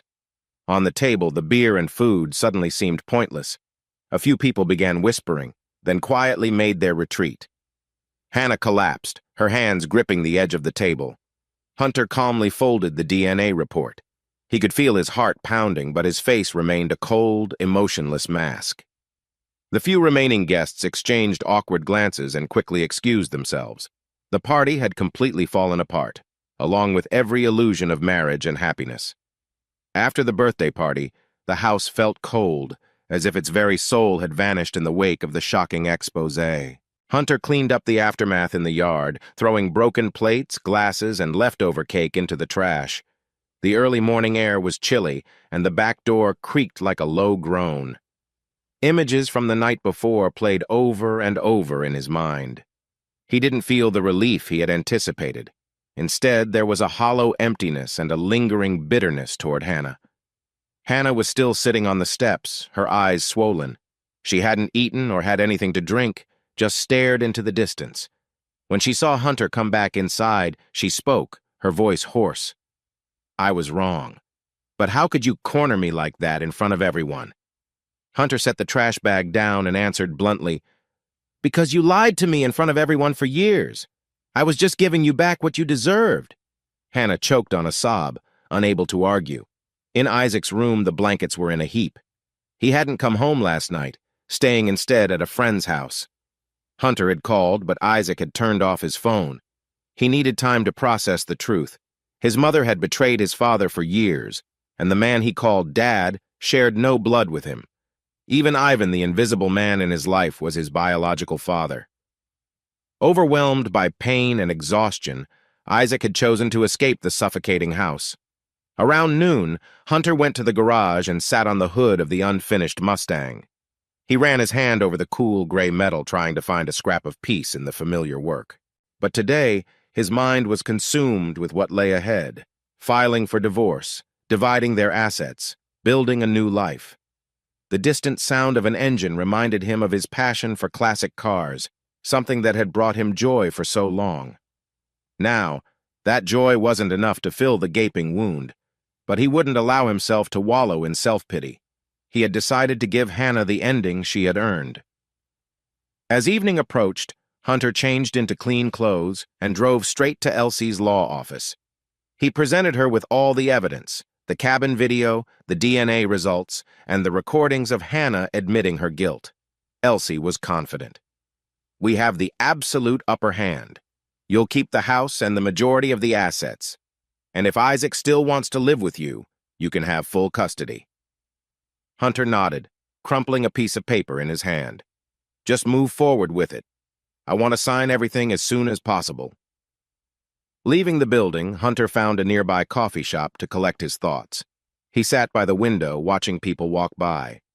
Suddenly his phone rang. It was Isaac. He answered immediately, his voice anxious. "Are you okay? I was worried about you." On the other end, Isaac's voice was tired. "I'm at Matt's house. He'll be home tomorrow, Dad. Just give me some time." Hunter let out a quiet sigh of relief, trying to hold back his emotions. "Okay, son, take all the time you need. Just be safe." That night, Hunter returned home to find Hannah in the living room. She was still sitting motionless, but she had changed her clothes and packed a few things into a suitcase. She raised her vacant eyes to him. "You want me to leave, don't you? I'll move into a temporary apartment in the suburbs and wait for the divorce papers." Her voice trembled, all her fight gone. Hunter looked at her, remembering the gentle, patient woman who had been by his side for 33 years. A pang of sorrow shot through him, but the memory of her betrayal immediately pushed it away. He nodded. "Yes, I want you gone by tomorrow." The next morning, Hannah picked up her suitcase and walked out the door. There were no sweet goodbyes, no tearful hugs, only the cold wind slipping through the open doorway. As her figure disappeared down the street, Hunter sank onto a chair, overcome with exhaustion. He sat there for a long time, the clock on the wall ticking a steady rhythm. In the space filled with memories, there was now only one man, lost and broken, but determined to stand tall. Before Isaac got home, Hunter tidied up his son's room and left a short note on his pillow. "I'm always here no matter what. I love you." He hoped that after everything, Isaac would understand that his love for him would never change. Because more than anyone, Hunter knew this pain was caused by Hannah and Ivan, not by Isaac. A 21-year-old boy didn't deserve to carry the burden of his parents' sins, and deep down, Hunter had never considered Isaac a stranger. As evening fell, gray clouds gathered over the dry yard. Hunter's long shadow stretched across the porch as he stood there, silently smoking a cigarette he had long since quit. The smoke curled into the air, carrying with it beautiful and painful memories alike. 33 years of marriage had vanished into thin air because of one fatal mistake and decades of lies. The thought felt like a fresh wound being torn open, but at the same time, deep in his heart, there was a void waiting to be filled by something else, perhaps hope for the future, or peace after the storm. He had done what needed to be done, exposed everything, seized control. Now, all that was left was to move forward. The sound of a car engine broke the silence. Isaac was back, his face still clouded with sorrow. Hunter stubbed out his cigarette, stood, and greeted his son with a tight hug. Isaac didn't pull away, just shivered slightly, then asked, "Where's Mom?" "She moved out," Hunter replied. "Your mother and I, we're finalizing the divorce." Isaac took a deep breath, trying to suppress a wave of despair. Then he squeezed his father's hand, as if searching for an anchor. In that moment, Hunter knew that whatever their bloodline, their bond was stronger than anything. The storm might not be over, but at least they still had each other. The afternoon sun slanted through the fence, casting a golden light on the path to the garage. Standing in that light, Hunter realized he had completed the first part of his journey, exposing the lies, ending a rotten marriage. But life didn't stop there. Happiness, freedom, and trust were just beginning their next chapters, and he was ready to face them like an old mechanic ready to dismantle and rebuild an engine, so that in the end, it would run smoothly and move forward. 2 weeks after the divorce was officially filed, the tension in Hunter's house began to ease. Without Hannah's silent, mournful presence, the sharp edges of his hatred started to soften. But the wound in his heart was far from healed. Isaac lived with Hunter, but he often retreated into silence. At dinner, he would offer only a few words about school. Hunter respected his privacy, understanding that Isaac was still grappling with his place in the family. After dinner, Hunter would sit in the living room, going over the divorce papers Elsie had sent. He reviewed the terms of the asset division. He would get most of the major assets, including the house and the surrounding land. Hannah would receive a modest settlement, enough to rent a small place. It was exactly what Hunter had wanted. She would have to taste a life of struggle after years of comfort. A flicker of guilt pricked at him, but he told himself that Hannah had chosen this path. The next morning, a delivery driver dropped off a cardboard box. Inside were a few of Hannah's belongings she had sent back, along with a short letter. "I won't ask for anything. I just hope you don't block all contact so I can still check on Isaac." Hunter glanced at the note, folded it, and put it away in a drawer without replying. He wasn't ready to forgive. It was all still too raw, too painful. He ignored her calls and texts, determined to let her feel the full weight of her regret. On a local Facebook page, people were whispering. The story of Hunter's family had been laid bare at the fateful birthday party. Some sided with him, sympathizing with the brutal betrayal. Others gossiped, thinking he had aired his private life too publicly. He read the comments but didn't care. He was too far down this road to worry about what others thought. For the first time, he felt truly free from the facade of the perfect husband that Hannah had curated for him in the eyes of their community. One evening, after Isaac had gone to his room, Hunter opened his laptop and rewatched the video from the birthday party. The scenes replayed. Hannah's confession, Ivan's exposure of her lies. When it got to the part where Isaac ran off, Hunter abruptly stopped it and shut the laptop. A familiar pain tightened in his chest. He didn't need to see it again. It was already burned into his memory. He went out to the porch and lit a cigarette, the smoke dissipating into the quiet night. The stars shimmered in the wind, evoking the loneliness of rural Utah. This place, once filled with the sounds of family laughter, was now a refuge for two wounded souls. He asked himself if he regretted it. The answer was no. He had done what needed to be done, and rationally, it was still the right thing. In the middle of the night, the sound of a motorcycle roared past the gate. Hunter squinted through the window. A familiar figure was knocking at his door. He opened it to find Ivan, his face gaunt, his eyes sunken. He hesitated. I'm sorry to bother you. But Isaac, I want to see him." Hunter's face hardened. "On what grounds?" Ivan stammered. "I'm his biological father. I have a right."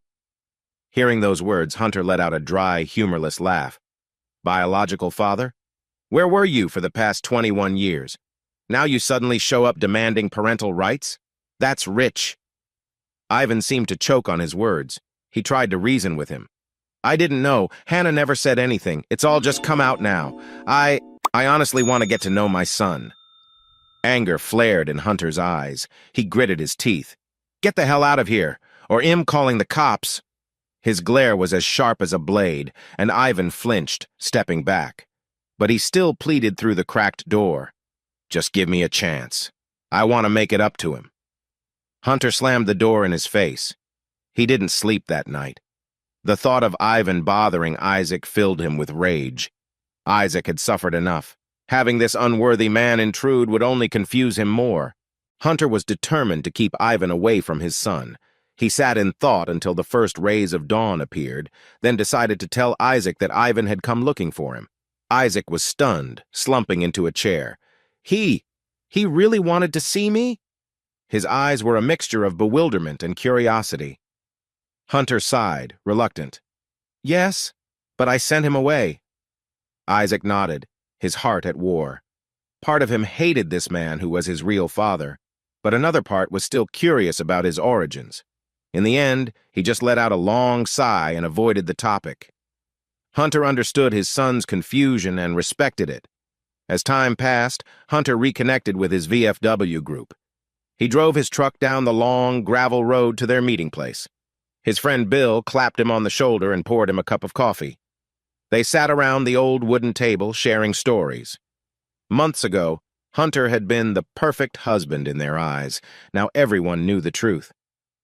Bill spoke carefully. "We're sorry for what you've been through, but you still have Isaac. Build him up. Don't let the boy get lost."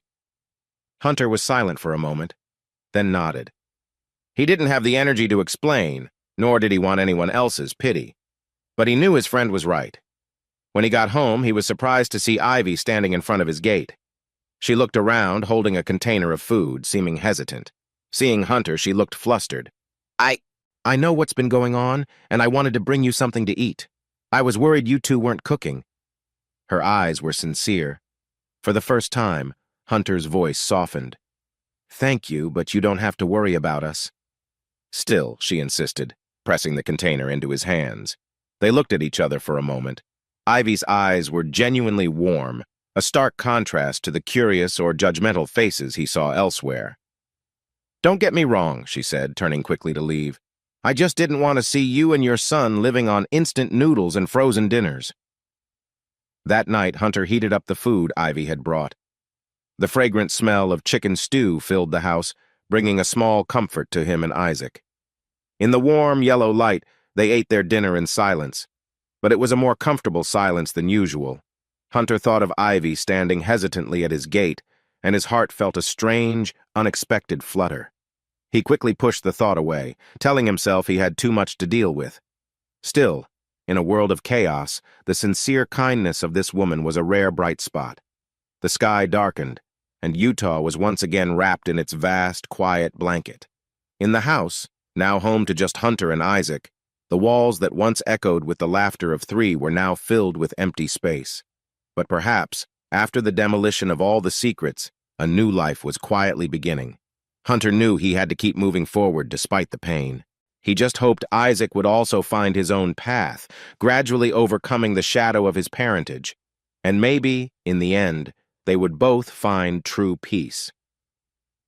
A few weeks later, the court summoned Hunter and Hannah for a brief hearing on the divorce. Isaac was at school and not present. The courthouse corridor was lined with cold stone, and the fluorescent lights overhead made the atmosphere feel even more tense. When Hunter arrived, Hannah was already sitting on a bench, her face pale. She lowered her head when she saw him, unable to manage a greeting. Hunter just glanced past her, sat on the opposite bench, and reviewed the divorce file. A few minutes later, they were called in. The judge went over the proceedings. Hannah didn't contest anything. She seemed to have given up completely. It was a bitter pill for Hunter to see the woman he had spent 3 decades with now sitting so silently, like a shadow of her former self. But he was too far down this path to turn back. The hearing was short. The expected outcome. Their divorce would be finalized in less than a month. As they walked out of the courthouse, Hannah spoke to him for the first time. "Let me see Isaac just once. Please tell him his mother still loves him. No matter what, I want him to know I didn't abandon him." Her voice trembled. Hunter looked at his ex-wife's withered face and suppressed a wave of compassion. "He'll pass on the message. But whether he sees you or not is his decision." Hannah nodded weakly and turned to leave. She was renting a small apartment 2 blocks away, shuffling to and from work each day. It was hard to believe that the woman who once took such pride in her happy home was now so lost. A fleeting sadness crossed Hunter's mind, but he pushed it away, telling himself it was the price Hannah had to pay. Back home, Hunter changed his clothes and went to the garage to work. He began painting the hood of the car, installing a few new parts. The screech of the grinder echoed through the space. This was Hunter's therapy. Every restored and polished detail was like him mending the fractured pieces of his own soul. Isaac would sometimes come out to watch, and they would exchange a few words about the engine structure. The two of them were slowly returning to their old bond, though a quiet solemnity remained. Hunter was patient, believing time would help Isaac heal. One day, as he was welding the chassis, Hunter heard a knock at the garage door. He looked up to see Ivy in a simple blue dress, holding 2 cups of hot coffee. She was shy. "I hope I'm not disturbing you," I just wanted to stop by and see your progress. Hunter switched off the welder and smiled faintly. Come on in. Just be careful not to get any grease on you. Ivy came closer, placing the coffee on a small table. She admired the nearly completed Mustang. It's beautiful. You're really talented, she said in awe. Hunter wiped the sweat from his brow, his expression calm. It just takes patience. Anything that's broken can be fixed, unless it's too far gone or you've lost faith in it.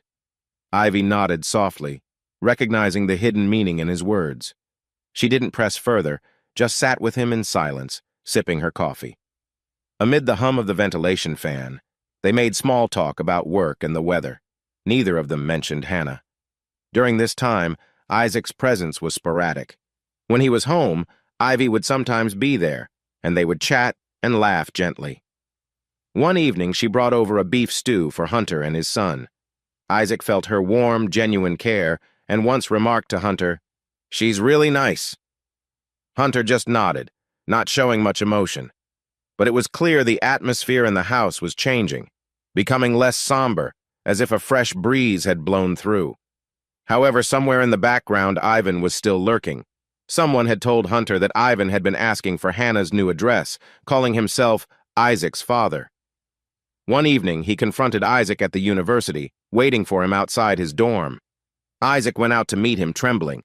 Ivan's voice was pleading. "I just want to do my duty as a father. Can you give me a chance?"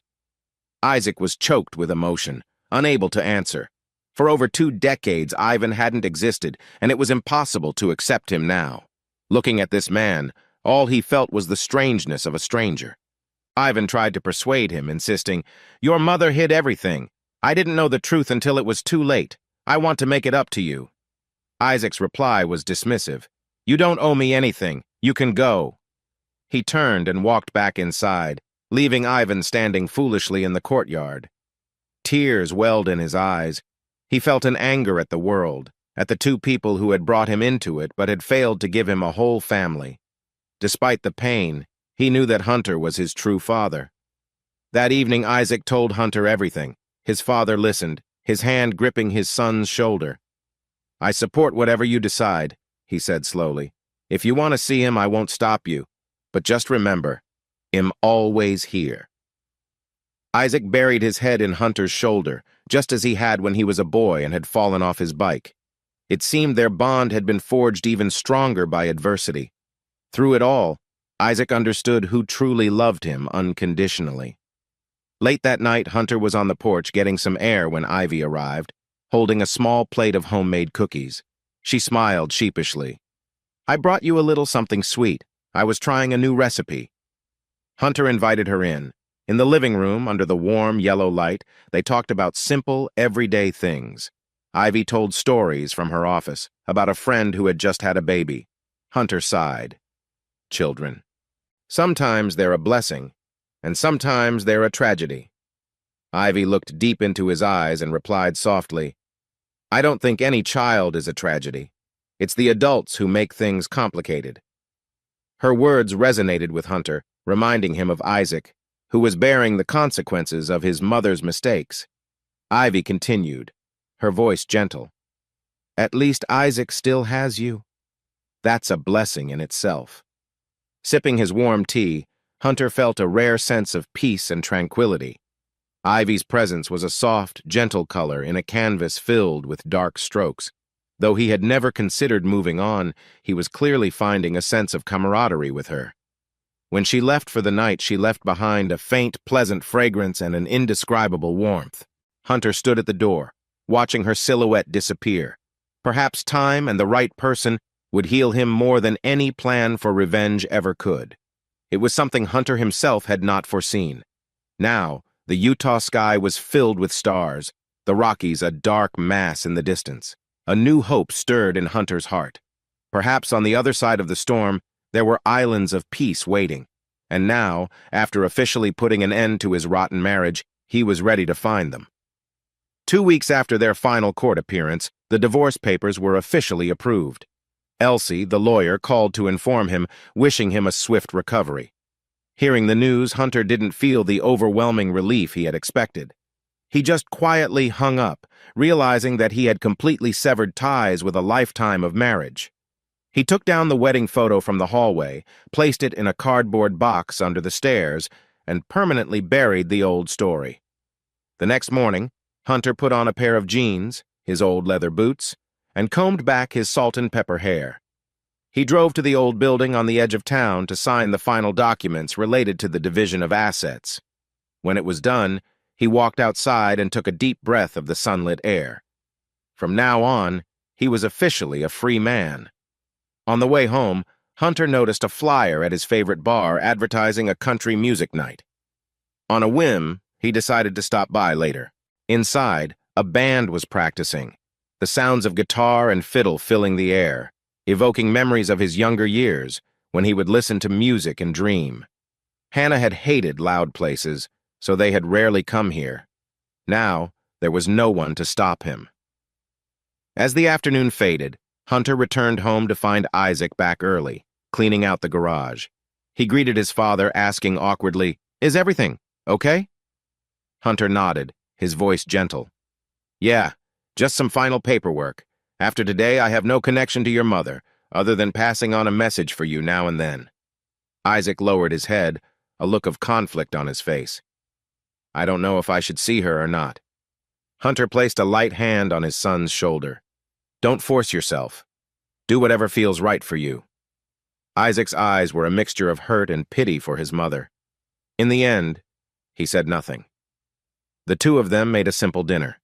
Afterwards, Hunter logged onto an online auction for vintage car parts. He decided to buy a few rare items to complete the Mustang.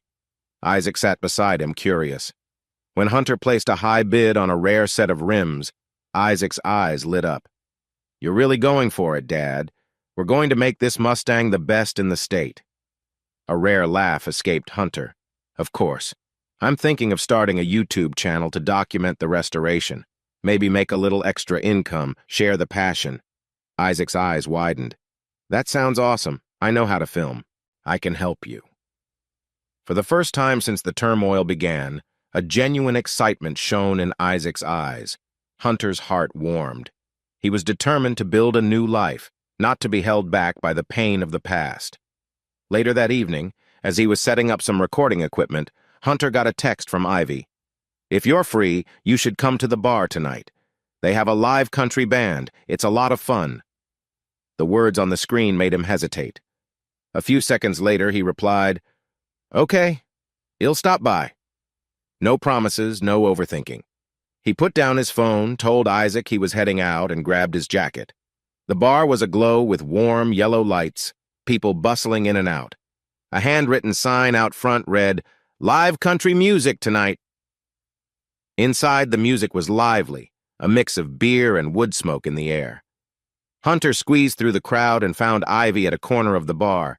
She waved, a bright smile on her face. "You made it." Today, she was wearing a denim shirt and fitted jeans, looking younger than ever. They sat next to each other, listening to the band.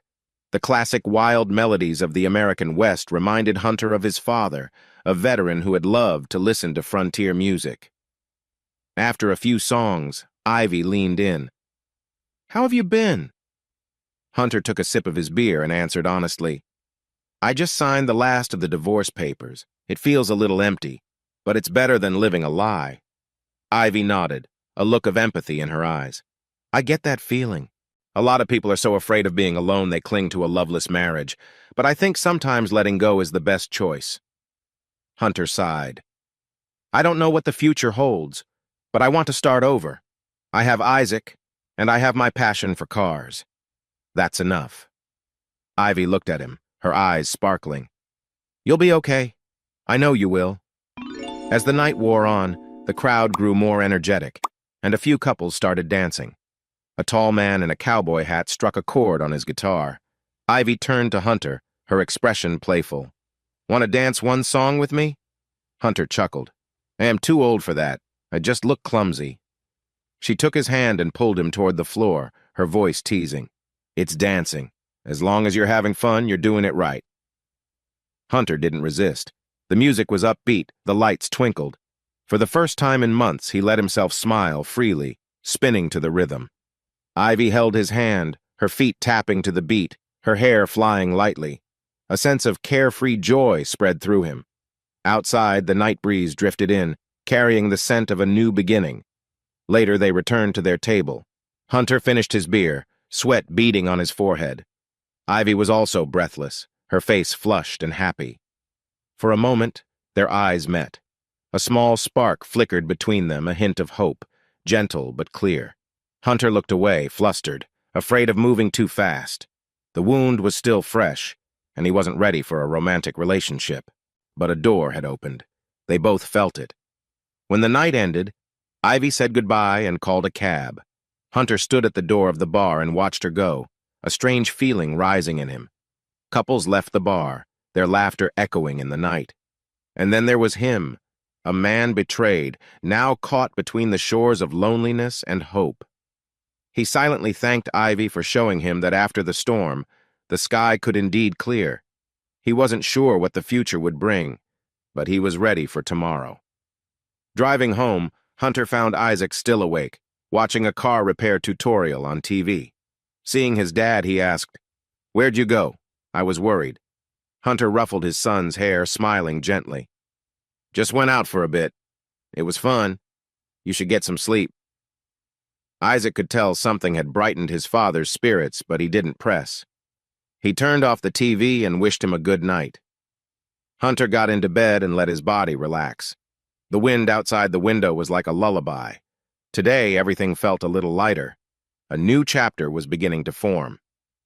In the days that followed, Elsie sent the final divorce decree. A few acquaintances called to check in, offering their sympathy. Hunter just smiled and said it was over. He was looking to the future now. The house felt less oppressive, the backyard garden neatly trimmed. The 1969 Mustang was nearly complete, its deep blue paint gleaming under a fresh coat of polish, its new alloy rims shining. Isaac was thrilled. He started recording the car's rebirth, posting short clips to YouTube. One video got a few hundred views and some positive comments. For the first time, Hunter felt the joy of creating something and sharing it with a community. He realized he wasn't too old to learn new things. One afternoon, as Hunter was working on the wheels, his phone rang. It was an unfamiliar number.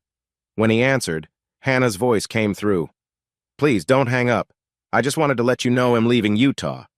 I took a job in another state. I want Isaac to know that I still love him."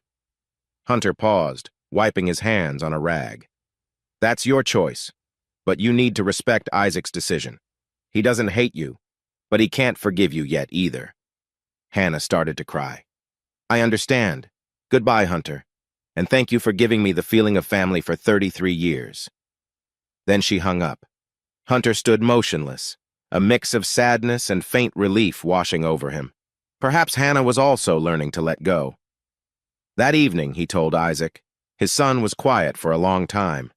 Finally, he sent his mother a short text. "I need time, but please take care of yourself." It was a small step, a sign that Isaac was slowly coming to terms with reality. Hunter patted his son's shoulder, offering a supportive smile. As he left the room, he caught his reflection in a mirror, a contemplative man with graying hair but with a steady, resilient gaze. He realized that no matter how deep the wound, a person could overcome it if they still had hope. A week later, on a beautiful, sunny afternoon, Hunter and Isaac took the newly finished Mustang for a test drive. They cruised along a road winding through the Rockies, the wind whipping through the open windows, carrying the scent of wildflowers. Isaac sat in the passenger seat, laughing with excitement. "Dad, I never thought a classic car could run this smoothly." Hunter beamed. "We did good work, son." Ahead of them, the mountain landscape stretched out, vast and open under a sky dotted with fluffy white clouds. The country music playing softly on the radio made Isaac sway to the rhythm. Hunter felt his heart swell with warmth, their father-son bond stronger than ever. In the evening, they stopped at a roadside diner for a simple meal of barbecue and fries. Isaac brought up the idea of switching his major to automotive engineering, having discovered a passion for it while helping his dad. Hunter advised him to think carefully, but deep down, he was supportive. Whatever path Isaac chose, he would be there for him. What Hannah had taken from him wasn't his fatherhood. only his trust for a time. Now, they were rebuilding it with a deeper understanding. When they got home, Ivy was waiting at the gate, holding a wrapped gift. Seeing them, she waved, a bright smile on her face. Hunter parked the car and got out, curious. "What brings you here at this hour?" Ivy handed him the gift, her expression shy. "This is for you, to celebrate the new Mustang. Don't laugh." Hunter opened it. Inside was a black t-shirt with a stylized American flag and a classic car. Underneath, in small letters, it read, "Never too late to rebuild." Hunter squinted, reading the words aloud. He looked up, and his eyes met Ivy's. She smiled. "That's right. Anything broken can be fixed, as long as you still want to." In that moment, Hunter understood the shirt wasn't just about the car. It was about his life. His face softened, a wave of emotion washing over him. Without hesitating, he pulled Ivy into a gentle hug, surprising them both. Isaac, standing nearby, saw it happen and smiled faintly. He wasn't surprised. He had noticed the unspoken connection growing between his father and Ivy. Ivy's face flushed and she gently pulled away, but her eyes were bright. As night fell, they sat on the porch steps, talking easily. Ivy shared some funny stories from work, and Isaac talked about his plans for his new major. Hunter listened quietly, occasionally chiming in with a humorous comment. Not since before the divorce had the house been filled with such light-hearted laughter. The porch light cast a warm glow on their three faces. A man who had survived devastation, a gentlewoman with a compassionate heart, and a young man full of new aspirations. Each of them carried their own scars, but together they shared a moment of simple, genuine peace. Later, when Ivy was leaving, Hunter walked her to her car. Before she drove off, he placed his hand on the window, his gaze meeting hers. "Thank you for being here." Ivy replied softly, "I'm just glad to see you're doing better." They lingered for a few more seconds. Then she was gone. Hunter walked back to the house, his heart beating like a young man's first crush. It had been a long time since he'd felt this way. Above, a million stars twinkled. Isaac had finished cleaning up and was calling his dad inside. Hunter wrapped an arm around his son's shoulder, and they walked in together, looking up at the Milky Way. He suddenly remembered his father's words. Life, like a car engine, sometimes needs to be taken apart and rebuilt if you want it to last. Now, Hunter understood more than ever. He had dismantled the engine of his life, thrown out the rusty parts, and replaced them with something new and better. The loss was real, but it wasn't the end of everything. Because right now, he was alive, he was fighting, and he had even found a new light, glowing beside his beloved son and a kind new friend. At the doorstep, he paused and looked at Isaac. "We've got a long road ahead of us, son," he said softly, giving his shoulder a light squeeze. Isaac nodded, a smile on his face. The two silhouettes, one old, one young, were framed against the porch, melting into the quiet Utah night, as if ready to begin a new chapter of their lives. A few days later, Hunter decided to take the trip through the Rockies with Isaac. They had talked about it for years but never got around to it. Now was the perfect time to breathe in the mountain air, to get away from the house that held so many tumultuous memories. Isaac was ecstatic, packing his clothes and his camera. The 1969 Mustang became their perfect road companion. They set off early, the morning sun glinting off the windshield. Hunter rolled down the window, enjoying the cool, fresh breeze. The road snaked its way up the mountain, a ribbon of asphalt cutting through the majestic wilderness. They stopped at a scenic overlook, their gazes sweeping across the landscape, a lush green valley below, herds of cattle grazing, and snow-capped peaks in the distance. The sky was a brilliant blue, with lazy clouds drifting by. Isaac snapped photos continuously. When he turned, he saw Hunter standing in silent awe of the vast beauty, his eyes misty with an indescribable emotion. Perhaps in the grandeur of nature, human suffering seemed small. Isaac quietly came up beside him and put an arm around his shoulder. "Thanks for bringing me, Dad. It's beautiful, isn't it?" Hunter nodded, his voice as soft as the wind. "Nature has a way of reminding you that you're still alive, that there's still so much to love." Continuing their drive, they passed through a small mountain town with quaint wooden houses and a vintage-style coffee shop. Hunter and Isaac sat at a table by the window, sipping coffee and talking. Isaac announced that he had officially submitted the paperwork to change his major. "Don't worry, Dad, I can still graduate on time if I work hard." Hunter laughed. "I support you. Study what you love. Life is too short to waste on things that don't excite you." After all the turmoil, they could now share things, laughing with a natural ease. Isaac would occasionally hug his father, resting his head on his shoulder as if to make up for all the tense days. Hunter would pat his back, a sense of peace filling him. Leaving the town, they headed to a campsite on a hilltop. As evening approached, they set up their tent and built a fire. The sunset stretched across the sky, painting the entire mountain range in fiery reds and purples. Hunter watched the scene, thinking of his father, the veteran who had returned from war with his own ghosts.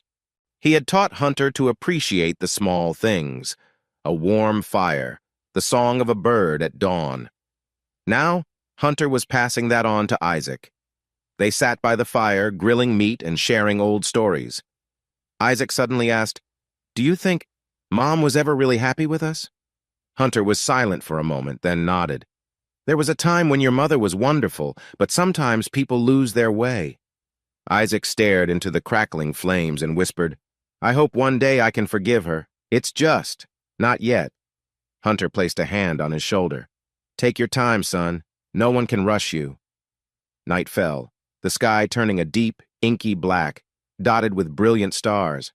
Isaac was mesmerized, using his camera to capture the Milky Way. Hunter lay back in the tent, listening to the chirping of crickets, his mind at ease. He knew the wounds were still there, but at least in this moment, he had his son, he had nature, and he had hope. The air was cold, but inside the tent, the warmth of their bond was comforting. He found himself thinking of Ivy, wondering what she was doing. The thought brought a small, unconscious smile to his face, and he drifted into the most peaceful sleep he'd had in years. The next morning, a light fog hung in the air as the dawn broke over the hill. Father and son woke early, breathing in the fresh, earthy scent of the wilderness. They packed up their tent and got back in the car. Isaac turned on the radio, and an upbeat song filled the car. Hunter tapped his hands to the rhythm, swaying slightly, as if telling the world he was alive, he was enjoying life, and he was no longer the man weighed down by his past. The Mustang sped down the road, leaving behind a collection of beautiful new memories. When they got home, they were exhausted but in high spirits. Hunter cooked a simple dinner while Isaac helped with the dishes. Afterwards, they sat on the old sofa, talking and laughing. Isaac planned to shoot more videos, and Hunter was excited to share more tips on restoring rare cars. Suddenly, Hunter's phone rang. It was Ivy. "Are you back? I have some good news. My boss gave me the weekend off, and I was thinking, maybe we could do something with friends?" Hunter chuckled. "I just got back from camping." Then, as if an idea struck him, he suggested, "But that's okay. We could drive out to Bear Lake this weekend just to see the sights." Ivy happily agreed. Hunter hung up and looked at Isaac, who raised his eyebrows in a teasing grin. "So, where are you taking Miss Ivy now, Dad?" Hunter waved a dismissive hand. "Oh, it's just a group of friends getting together, not just the two of us." Isaac pouted playfully. "Sure, Dad, whatever you say." But despite the teasing, his eyes held a look of support. He wanted his father to be happy, to find comfort after the devastation. What was more precious than seeing the man who had spent his life caring for him get a chance to be loved again? As night fell, Hunter went to the garage and looked at the Mustang. He thought about the trip with Isaac, about the layered memories of sorrow and joy. The details of his life seemed to have woven together to create the man he was today. In his later years, he had endured a terrible blow, losing his wife and his trust, but he still had his fatherly love and his will to live. No one could predict the future, but he had faith in his own 2 feet. He remembered the words on the shirt Ivy had given him, "Never too late to rebuild." Yes, it was never too late to repair and be reborn. One bright morning, Hunter filmed the first official video for his YouTube channel, Hunter's Vintage Garage. He stood in front of the camera held by Isaac with the gleaming Mustang behind him. "Hello everyone, I'm Hunter," he said, his voice natural. "Today, I'm going to share how I restored this 1969 Mustang. His voice trembled slightly, but it was sincere. Isaac gave him an encouraging smile. The clip was simple, but it was filled with passion. Afterwards, Isaac edited the video and uploaded it. Hunter anxiously watched the response. At first, there were only a few dozen views and some comments praising his warm voice and solid knowledge. Gradually, the numbers climbed into the hundreds, then surpassed 1,000. A local classic car channel noticed and shared it on their fan page. The channel's traffic surged, and Hunter was surprised to find he had fans. Every afternoon, he diligently filmed more segments, carefully explaining how to disassemble and reassemble an engine. Isaac added background music and subtitles. Someone left a comment, "This is great. I want to learn how to restore cars just like you." Hunter read it and felt a deep sense of warmth. As his YouTube channel started to take off, Hunter received an invitation for an interview from a local radio station. They had heard about the old mechanic who was becoming an online sensation. The host, Marlene, a middle-aged woman with a soothing voice, asked him to share his expertise on classic cars. The interview took place in a small studio with a round table, microphones, and headphones. Hunter was nervous at first, but Marlene skillfully guided the conversation. "When did you first fall in love with classic cars?" "Where does your passion come from?" Hunter answered, his voice deep and warm with a touch of humor. Then Marlene asked, "Having been through some difficult times, what advice would you give to young people who feel stuck?" Hunter paused. He thought of his broken family, of Isaac, of the long road to rebuilding his life. He answered slowly, "Don't let your pain define you. Focus on rebuilding from the things you can control. For me, it was fixing cars. Every crack, every broken part, I saw as an opportunity to learn and make something new." Across the studio, Marlene nodded, moved. She ended the interview with a soft round of applause. When the show aired, his neighbors praised him, saying he sounded inspirational. Hunter gave a modest laugh, still unused to the attention, but he was pleased that he had managed to turn his suffering into motivation instead of letting it consume him. That evening, Isaac said excitedly, "Dad, you're getting famous. Your vlogs are getting a lot of views." Hunter waved it off. "I just want to share my knowledge. If I can get someone interested in classic cars, that's great." But his eyes shone with pleasure. He didn't need to be rich. He just needed to feel useful. After everything, Hunter was learning to smile again, to face whatever came his way with a sense of calm. His life now revolved around Isaac, his cars, his YouTube community, and his meetings with Ivy. One afternoon, Ivy came to the garage with a high-end camera. She wanted to take some photos of the classic cars for her personal collection. Hunter agreed, continuing his work while she freely snapped pictures. She captured his grease-stained hands, his profile as he leaned over the engine, and the moment he looked up and smiled at her.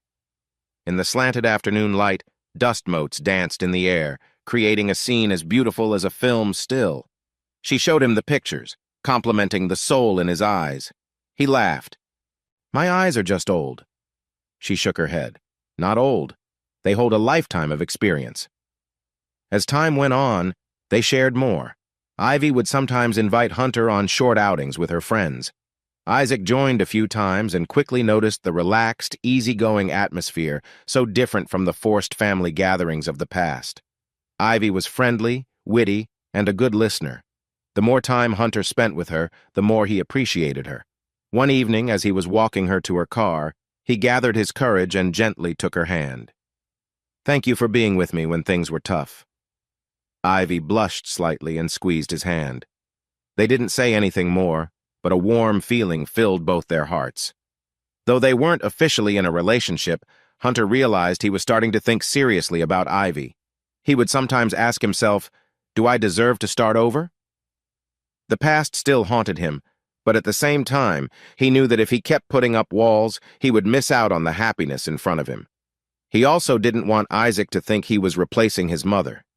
But Isaac seemed comfortable, even encouraging. Once he said, "Dad, she's good to us. I don't mind."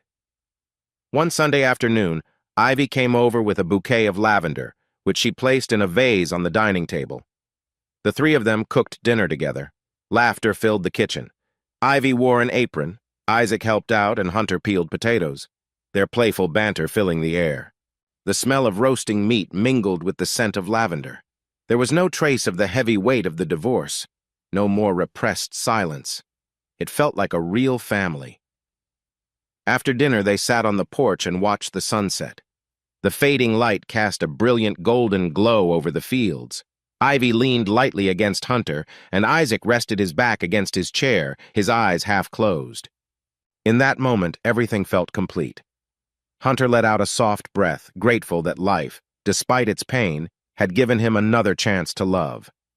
Later, as Ivy was leaving, Hunter took a walk around the yard, listening to the sound of the crickets. Isaac stood on the steps, a teasing smile on his face. "Are you falling in love again, Dad?" Hunter shook his head, laughing. "Don't be silly. Love is a big word. I'm just starting to really like someone." They looked at each other and burst into laughter. The sound was crisp and clear, washing away the old ghosts. It turned out that a person could still find happiness after facing a bitter truth, as long as they had the courage to move forward. After that peaceful evening, Hunter woke early and drove down to the valley to pick up a few things. Halfway there, he pulled over in a wide, grassy field to call Ivy. Her voice was soft. "I'm a little busy right now. I'll text you in a bit." He hung up, took a deep breath of the fresh air, and felt a quiet, anticipatory thrill. His trip to the supermarket afterwards was unusually cheerful. He even bought some extra ingredients for dinner. When he got home, he found Isaac loading things into the trunk of his car. "I'm heading to the dorm early," he announced. "My friend wants to start on a project. He'll probably be there for a few days." Hunter nodded and told him to take care. After Isaac left, the house fell quiet, leaving Hunter with only the familiar sounds: the wind, the hum of the refrigerator, and the echo of his own footsteps on the wooden floor. In the late afternoon, Ivy arrived in a simple cotton dress with a round neckline, holding a bottle of wine. Hunter opened the door, a little surprised. "Well, this is a nice surprise." Ivy smiled, holding up the bottle. "I thought it was a beautiful day. We could enjoy it a little." They went out to the porch and sat on the wooden bench. Hunter uncorked the wine and poured 2 glasses. The evening sun cast a golden hue on their faces. They clinked their glasses and took a sip, letting the sweet flavor of the grapes dissolve on their tongues. After a moment, Ivy tilted her head, her voice low. "Are you ever afraid to love again?" Hunter was silent for a few seconds. "To be honest, yes. I'm afraid of repeating my mistakes, of being betrayed. But then I realized I can't live my life in fear." Ivy looked at him, her eyes gentle. "We all have a past. I've had my heart broken too. But now I believe that the ones who dare to open their hearts again are the truly brave ones." Hunter nodded, his hand lightly covering hers. There was an unspoken understanding between them. The heart that had been so broken was slowly being pieced back together, mended by a quiet, sincere empathy. When it got dark, they went into the kitchen. Hunter prepared a beef stew while Ivy helped with the vegetables. The kitchen became a warm, fragrant haven. Occasionally, their eyes would meet. After dinner, Hunter turned on the radio, and a soft country melody filled the room. They danced slowly, their foreheads touching.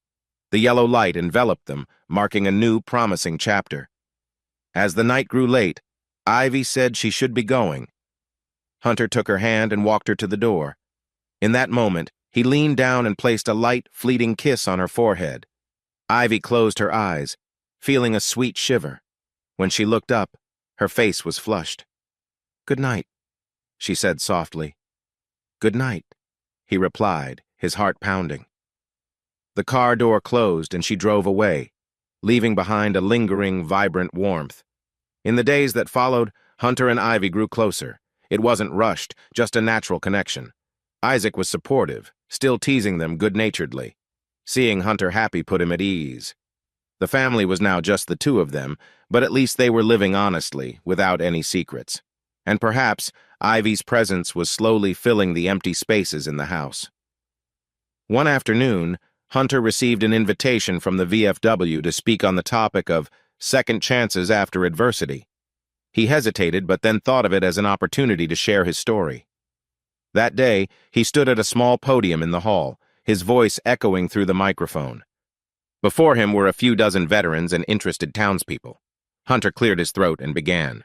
I used to think my life was over when my family fell apart. But then I found life again in fixing cars, in my love for my son, and in the possibility of loving again. The room was quiet, listening to every word. He concluded, Don't let fear imprison you. Sometimes loss is just the beginning of a journey to rebuild. Below him, a wave of applause rippled through the room. A silver-haired veteran came up and hugged him, whispering, You're right. I lost my wife and son in the past, but I found happiness with someone new. Hope shone in the old man's eyes. Hunter smiled, a warmth spreading through his chest. That night Ivy called, her voice playful. I heard you gave a great speech, and you didn't even invite me. Hunter laughed. It was just sharing a little experience, nothing special. Well, when you become a famous public speaker, don't forget me, she teased. Never, he replied. Their laughter blended together, dissolving any remaining sorrow. In the quiet of the night, Hunter sat on his porch, typing replies to his YouTube comments. A few accounts praised him for being an inspiration, some even asking to be his apprentice. He just shook his head and smiled, replying that he was just an old mechanic, happy to share what he knew. Suddenly, an outlier comment appeared. You should get back with your wife. Don't make your kids suffer. Hunter read it without a flicker of anger. He knew that outsiders couldn't understand the full story. He gently deleted the comment, letting it go like the wind. Deep down, he knew his decision was the right one. Isaac wasn't suffering. He was happy because he was living an honest life. And so was Hunter. Despite the loss, he was now full of life, ready to move forward. One summer morning, Hunter sat on his porch watching the sun rise. The aroma of his coffee was a warm, comforting presence. He thought back on the journey from discovering Hannah's affair to the tragic birthday party, the tears, the divorce papers, and finally, the rebirth. The phone rang. It was Isaac. Dad, I'm busy with a study group today, but I wanted to say, I love you. Don't forget to eat properly. Hunter smiled. I know, son. Focus on your studies. I love you too. Hanging up, he felt his heart swell. It was a new day, and his son was still by his side. Despite the deception of his birth, Isaac hadn't abandoned him. In fact, they were closer, their understanding deeper. Then a text from Ivy came in. Want to take a walk around town? I'm done with work at 4. Hunter typed back, Okay, he'll pick you up at 4. He put his phone down, stood, and stepped off the porch. The sunlight caught the dew on the grass, making it sparkle. A few sparrows chirped from a nearby branch, as if welcoming him to a new chapter. He spent the morning in the garage, selecting an old, unrestored Chevy. A new idea had sparked. He would expand his YouTube channel into a multi-part series, documenting the entire process from scrap to show car. Isaac would love it. He was passionate about filming. As he worked, he imagined his son becoming a skilled automotive engineer. Maybe in a few years, they could open a restoration shop together, serving clients from neighboring states. The thought made him smile, filled with a renewed sense of purpose. In the afternoon, Hunter showered, changed into a simple shirt, and drove the Mustang to pick up Ivy. She was waiting in front of her building, her hair down, a pastel floral dress fluttering in the breeze. Seeing Hunter, she smiled and quickly got in. Where are we going? Hunter gestured with his head. A drive around town, then out to the lake to catch the breeze. She agreed, watching the quiet streets pass by. They talked about everything. A project at her company, his new video plans. Laughter filled the car, washing away the shadows of the past. At the lake, Hunter parked the car. They walked along the shore, the cool wind blowing, the water shimmering under the sky. Seagulls circled overhead, occasionally swooping down for a catch. Ivy pointed. Look, the sun is setting. And it was. On the horizon, brilliant reds and purples blended together, painting the clouds in magical hues. Hunter and Ivy sat on a large, flat rock, silently enjoying the view. A few other couples strolled by, their voices and laughter a soft murmur. Hunter instinctively took Ivy's hand and squeezed it gently. She rested her head on his shoulder, letting out a soft, contented sigh. In that moment, Hunter whispered, "Thank you for everything." Ivy opened her eyes and glanced at him. For what? Hunter looked at the magnificent sky. For showing me I can still love life and love someone.